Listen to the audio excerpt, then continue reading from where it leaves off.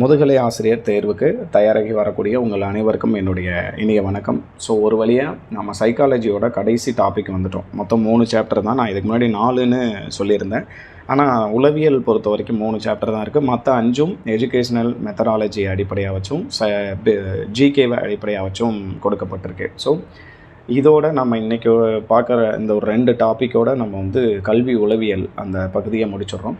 அதுக்கப்புறம் கல்வி உளவியல் இதோடு முடிஞ்சிடல. இதில் முக்கியமான இதுக்கு முன்னாடி கேட்கப்பட்ட டிஆர்பி வினாத்தாளை அடிப்படையாக வச்சு நான் சில அனாலிசிஸ் பண்ணி சில டாபிக்ஸ் எடுத்து வச்சுருக்கேன்.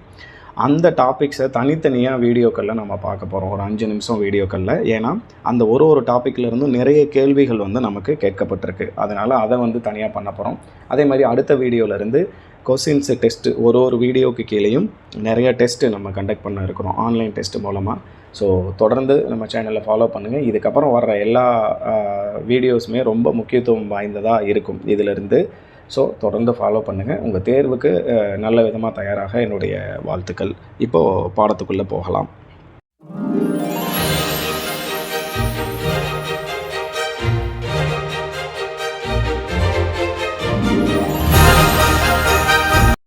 இன்றைக்கி சாப்டர் 6ஓட கடைசி டாபிக் மென்டல் இல்னஸ், அப்புறம் கைடன்ஸ் அண்டு கவுன்சிலிங், வழிகாட்டுதலும் அறிவுரை பகிர்தலும் அப்படின்னா என்ன, மனநோய் அப்படின்னா என்ன அப்படிங்கிறத பற்றி தான் நாம் இப்போ பார்க்க இருக்கிறோம். ஸோ ஃபஸ்ட்டு டாபிக் வந்து கைடன்ஸ், வழிகாட்டுதல் சொல்லிட்டு என்னென்னு பார்க்க போகிறோம். நம்ம வழிகாட்டுதல் அப்படின்னா நம்மளை சுற்றி இருக்கக்கூடிய நபர்களுக்கு நாம் இது காமனாக நம்ம பண்ணுவோம். யாராவது ஒருத்தருக்கு இந்த வழியில் போங்க, இந்த மாதிரி வந்து நீங்கள் இதை தேர்ந்தெடுங்க, இதை பண்ணிங்கன்னா இன்னும் உங்களுக்கு லைஃப் நல்லாயிருக்கும், ஸ்கோப் நிறையா இருக்குது அப்படிங்கிற மாதிரி நிறைய ஐடியாஸ்லாம் நாம் தருவோம். அதை வந்து நம்ம நார்மலாக வழிகாட்டுதல்னு சொல்லுவோம். இந்த சைக்காலஜியில் வழிகாட்டுதல் அப்படின்னும் போது focuses on providing information, advice, support to help individuals or group to make choices related to education, careers and other life decisions. சரிங்களா? அதாவது ஒருத்தருடைய கல்வியிலையோ இல்லை அவருடைய வேலை வாய்ப்புக்கோ இல்லை வாழ்க்கையில் சில முடிவுகள் அவருக்கு தேவைப்படும் போதோ அவருக்கு சரியான ஒரு தகவலை கொடுக்கறது, ஒரு அட்வைஸை கொடுக்கறது, அவருக்கு சப்போர்ட் பண்ணுறது, இதெல்லாம் தான் நம்ம என்ன சொல்லுவோம் அப்படின்னா வழிகாட்டுதல் அப்படின்னு நம்ம சொல்கிறோம். அதான் வந்து ஒரு தனிநபர் அல்லது குழுவிற்கு தேவையான வழிகாட்டுதலை வழங்க தேவை அறிந்து ஆதரவு தர்றது. அவருக்கு என்ன தேவை அப்படிங்கிறத தெரிஞ்சுக்கிட்டு அதுக்கு தகுந்த மாதிரி நம்மளோட ஆதரவை கொடுத்து அவருக்கு வந்து ஒரு நல்ல ஒரு வழியை உருவாக்கி கொடுக்கறது தான் வந்து வழிகாட்டுதல் அப்படிங்கிறோம். இதை வந்து எவ்ரி ஒன் நீட்ஸ் அசிஸ்டன்ஸ். கண்டிப்பாக இங்கே எல்லாருக்குமே ஏதோ ஒரு விஷயத்தில் ஒரு வழிகாட்டுதல் தேவைப்படுது. நம்ம எல்லாரும் சொல்லுவோம், எனக்கு வந்து ஒருத்தர் இப்படி வழிகாட்டினார், அவர் சொன்ன வழியில் போனேன், எனக்கு பெஸ்ட்டாக இருந்தது அப்படிங்கிற மாதிரியான நிறைய பேருக்கு நிறைய நபர்கள் இருப்பாங்க. ஸோ இதை வந்து உளவியல் ரீதியாக பார்க்கும்போது நம்ம கல்வியில் மாணவர்களுக்கு தேவையான வழிகாட்டுதலை நாம் கொடுக்கணும் அப்படிங்கிறது தான் இங்கே நம்ம முக்கியமாக சொல்ல வரோம். ஸோ அடுத்த டாபிக் வந்து ரீசன்ஸ் ஃபார் கைடன்ஸ். அதாவது ஏன் வந்து இந்த வழிகாட்டுதலை நம்ம பண்ணணும், அதுக்கு காரணம் என்ன அப்படின்னு பார்க்கும்போது மொத்தம் 3 காரணங்கள் சொல்கிறாங்க. அதில் முதல் காரணம் வந்து சைக்கலாஜிக்கல் ரீசன்ஸ் அப்படின்னு சொல்கிறோம். உளவியல் காரணங்கள் என்ன, ஒருத்தருக்கு வழிகாட்டுதலுக்கு ஏன் உளவியல் ரீதியாக என்ன காரணம் இருக்குது அப்படின்னு பார்க்கும்போது ஒரு தனிநபர் வேறுபாடு அப்படின்னு நம்ம ஏற்கனவே படிச்சிருக்கோம். இந்த உலகத்தில் இருக்கக்கூடிய ஒவ்வொரு நபரும் இன்னொரு நபரோடு ஒத்து போக மாட்டார். ஏதோ ஒரு விஷயத்தில் அவர் வேறுபட்டு தான் நிற்பாங்க அப்படின்னு சொல்லுவோம். அப்போது இந்த தனிநபர் வேறுபாட்டை அவங்க புரிஞ்சுக்கிறதுக்கு அவங்களுக்கு கண்டிப்பாக கைடன்ஸ் வந்து தேவை. ஏன்னா ஒருத்தர் மாதிரி அவனை மாதிரி நான் இல்லை, அவனை மாதிரி எனக்கு எதுவும் கிடைக்கல அப்படிங்கிற மாதிரி நிறைய நாம் சொல்லிகிட்டு இருப்போம். அப்போ கண்டிப்பாக அவனை மாதிரி கிடைக்காதுன்னா நம்ம இண்டிவிஜுவல் டிஃப்ரென்ஸ் இருக்குது, இன்னொருத்தர் மாதிரி இன்னொருத்தர் இருக்க முடியாது அப்படிங்கிறத அவங்களுக்கு புரிய வைக்கணும் அப்படிங்கிறதுக்காக இது தேவை. அடுத்தது ஒருத்தருடைய ஆளுமை திறனை வளர்க்கிறதுக்கு கண்டிப்பாக கைடன்ஸ் தேவை. இப்போ நீங்கள் முன்னேறிய எல்லா நபர்களையும், ஒரு பெரிய அடைவு அடைஞ்ச எல்லா நபர்களையும் நீங்கள் கேட்டிங்கன்னா அவங்க நிச்சயமாக அவர்களுடைய ஆளுமை திறனுக்கு காரணமாக யாரோ ஒருத்தருடைய வழிகாட்டுதல், ஏதோ ஒரு புத்தகத்துடைய ஏதோ ஒரு வழிகாட்டுதல் இருந்திருக்கும். ஸோ அதை வந்து நம்ம இதில் காரணமாக சொல்கிறோம். அதுக்கப்புறம் சோசியலாஜிக்கல் ரீசன்ஸ். எல்லாரும் வெவ்வேறுபட்ட சமூக சூழ்நிலைகள்லேருந்து அவங்க ஒரு இடத்துக்கு, ஒரு பள்ளிக்கூடத்துக்கே வர்றாங்க, நம்ம ஸ்கூலுக்கு. அப்போ அவங்களுக்கு ஒவ்வொருத்தரும் ஒவ்வொரு சூழ்நிலையில் இருக்கும்போது அவர்களுடைய பண்பாடு, நாகரிகம், அவர்களுடைய பழக்க வழக்கம்லாம் ஒரு மாதிரி இருக்கும். அப்போ அதை சரி பண்ணுறதுக்கு நமக்கு என்ன தேவை அப்படின்னா இந்த கைடன்ஸு தேவை அப்படின்னு சொல்கிறோம். அதுக்கப்புறம் எஜுகேஷ்னல் ரீசன்ஸு, கல்வியலில் என்ன காரணங்கள் அப்படின்னு சொல்லி பார்க்கும்போது to help proper choice of courses, careers. சரிங்களா? சரியான கோர்ஸை நீ வந்து சூஸ் பண்ணணும், சரியான வேலைக்கு நீ போகணும், உன்னோட லெவலுக்கு நீ இந்த மதிப்பெண்ணுக்கு இல்லை உன்னோட ஸ்கில்லுக்கு நீ இந்த கோர்ஸை டெவலப் பண்ணினா நல்லாயிருக்கும், இந்த வேலையை தேர்ந்தெடுத்திங்கன்னா உனக்கு வந்து பயனுள்ளதாக இருக்கும் அப்படிங்கிற மாதிரி அந்த வழிகாட்டுதல் தேவைப்படுது. அதுக்கப்புறம் டு ஹெல்ப் எக்ஸப்ஷனல் சில்ட்ரன்ஸு, அதாவது இந்த ஸ்கூலில் இருப்பாங்க இல்லையா எக்ஸப்ஷனல் சில்ட்ரன்ஸு, அவங்க எல்லாருக்கும், அதாவது வந்து இப்போ மாற்றுத்திறனாளி மாணவர்கள் இருப்பாங்க, மென்டலி ரிட்டையர்டட் சில்ட்ரன்ஸ் இருப்பாங்க. இப்போ இவங்களுக்கெல்லாம் வந்து என்ன தேவை அப்படின்னா சரியான வழிகாட்டுதல் தேவை அப்படின்னு சொல்லிடும். ஸோ இதுதான் 3 காரணங்கள். அடுத்தது டைப்ஸ் ஆஃப் கைடன்ஸ், வழிகாட்டுதலோட வகைகள் என்னென்ன இருக்குது அப்படின்னா எஜுகேஷ்னல் கைடன்ஸு, கல்வியில் நம்ம வந்து வழிகாட்டுதல் செய்கிறது, இதெல்லாம் காமனாக நம்ம அடுத்து என்ன படிக்கணும், என்ன கோர்ஸ் எடுத்தால் நல்லது, என்னென்ன கோர்சஸ்லாம் அவைலபிளாக இருக்குது அப்படிங்கிறதெல்லாம் சொல்கிறது.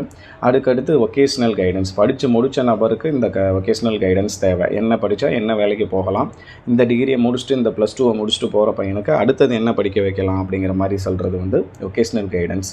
அதுக்கடுத்து பர்சனல் கைடன்ஸ், இது வந்து அவருடைய சொந்த பிரச்சனைக்காக வாழ்க்கையில் நடந்த சில விஷயங்களுக்கு வந்து முடிவு எடுக்கிற திறன் இருக்கும், அதுக்கு வந்து நம்ம வந்து ஹெல்ப் பண்ணுறது வந்து பர்சனல் கைடன்ஸ், தனிநபர் அப்படின்னு சொல்கிறோம்.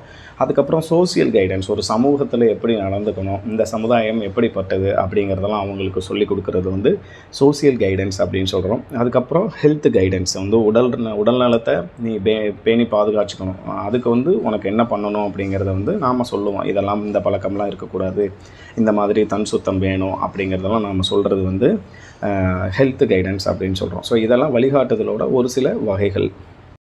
அடுத்து இந்த கைடன்ஸை யாரெல்லாம் கொடுக்கலாம் அப்படின்னு சொல்லும் பொழுது அவங்க வந்து இப்போ நம்ம சொல்லியிருக்கோம் டீச்சர், அட்வைசர், ஸ்கூலில் இருக்கக்கூடிய ஆசிரியர், ஸ்டாஃப்ஸு, மெடிக்கல் ஸ்டாஃபு, கவுன்சிலர்ஸ் இதுக்குன்னு தனியாக படிச்சுட்டு வந்திருப்பாங்க, சைக்காலஜிஸ்ட்டு தரலாம், பேரண்ட்ஸு கொடுக்கலாம். இப்போ இந்த வழிகாட்டுதலை பொறுத்த வரைக்கும் அதுக்கு ப்ராப்பராக ஒரு இது தேவை அப்படிங்கிறதுல அனுபவம் நிறைய இருக்கிறவர்கள் எல்லாருமே நல்ல வழிகாட்டுதலை அந்த மாணவர்களுக்கு வந்து வழங்க முடியும். ஆனால் ஒரு சில எல்லாருமே வந்து வழிகாட்டுதலை கொடுத்துட முடியாது, தவறான வழிகாட்டுதலுக்கும் அந்த பசங்க போய் சேர்ந்துடக்கூடாது அப்படிங்கிறதுனால ஒரு சில நபர்களை மட்டும் நாம் வந்து என்ன பண்ணியிருக்கோம்னா இதில் சொல்லியிருக்கோம். ஏன்னா அவர்களுக்கு இந்த விஷயத்தில் நிறைய அனுபவங்கள் இருக்கும் அப்படிங்கிறதுனால இவங்கள்லாம் நம்ம சொல்லியிருக்கோம். இங்கே அடுத்த தலைப்பு வந்து கவுன்சிலிங், அறிவுரை பகருதல் அப்படின்னு சொல்கிறோம். அதாவது இப்போ நம்ம சொல்லுவோம் இல்லையா, இவங்களுக்கு வந்து கவுன்சிலிங் கொடுங்க, அவங்க வந்து ரொம்ப ப்ராப்ளமில் சிக்கியிருக்கிறாங்க, மன ரீதியாக ரொம்ப பிரச்சனையில் இருக்கிறாங்க, அவங்களுக்கு வந்து அவங்க சரி பண்ணுறதுக்கு ஒரு தோல்வியில் இருக்காங்க, இவங்களுக்கெல்லாம் கவுன்சிலிங் கொடுங்க அப்படின்னு சொல்லி நம்ம சொல்லுவோம். ஸோ அந்த கவுன்சிலிங், அறிவுரை பகருதல் அப்படிங்கிறது தான் இங்கே நம்ம பார்க்குறோம்.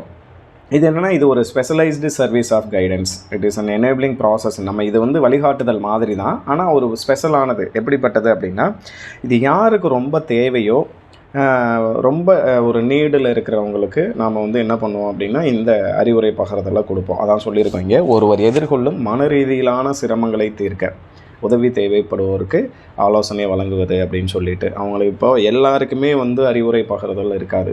இப்போ யாருக்கெல்லாம் அறிவுரை பகருதல் தேவை, ஏதோ ஒரு பெரிய ப்ராப்ளமில் சிக்கியிருக்கிறாங்க, ஒரு மன ரீதியாக துன்பத்தில் இருக்கிறாங்க, ஒரு ஸ்போர்ட்ஸ்லேயே ஏதோ ஒன்றில் தோற்று போய் மனசு உடஞ்சி போயிருக்கிறாங்க, இந்த மாதிரி இருக்கிற நபர்களுக்கு தான் என்ன தேவை அப்படின்னா இந்த அறிவுரை பகருதல் அப்படிங்கிறது தேவை. அதுக்கு நாம் சில ஆலோசனைகளை சொல்கிறோம். அதாவது இதை தாண்டி நீங்கள் வர்றதுக்கு என்னெல்லாம் பண்ணலாம் அப்படிங்கும்போது ஏன் நம்ம ஆலோசனை தர்றோம், ஏற்கனவே நம்ம அதெல்லாம் தாண்டி வந்திருப்போம், அதனால் நாம் என்ன பண்ணுறோம் அப்படின்னா அவங்களுக்கு சில அறிவுரைகளை கொடுக்குறோம். அதுதான் வந்து அறிவுரை பகருதல் அப்படின்னு சொல்கிறோம்.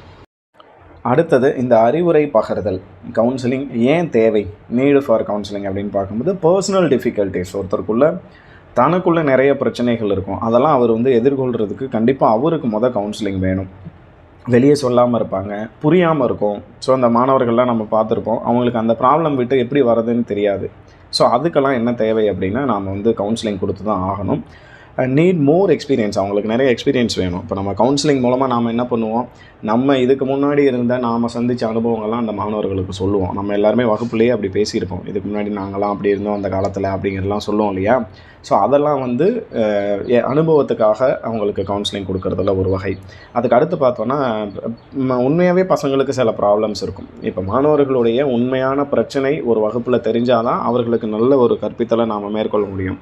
ஒரு மாணவன் வந்து டெய்லி ஸ்கூலுக்கு லேட்டாக வர்றான் அப்படின்னா அதுக்கு பின்னாடி ஏதோ ஒரு காரணம் இருக்கும். ஒரு மாணவன் வீட்டில் ஹோம்ஒர்க் எதுவுமே பண்ணுறதில்ல அப்படின்னா அதுக்கும் ஒரு ப்ராப்ளம் இருக்கும். அப்போ அதை உண்மையாகவே நாம் வந்து என்ன பண்ணணும்னா நாம் தெரிஞ்சுக்கணுன்னா அதுக்கு வழி வந்து கவுன்சிலிங் தான்.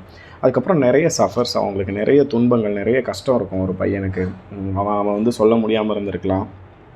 ஸோ அதை நம்ம எல்லாருமே தெரிஞ்சுக்கணும் அப்படின்னா அவனோட நெருங்கி போய் அவனுக்கு கவுன்சிலிங் கொடுத்து நாம் பேசும்போது நமக்கு சரியான விஷயம் தெரிய வரும். அந்த பையனுக்கும் ஒரு நல்லது ஒரு வழிகாட்டுதலை நாம் கொடுக்க முடியும் அப்படின்னு சொல்கிறோம்.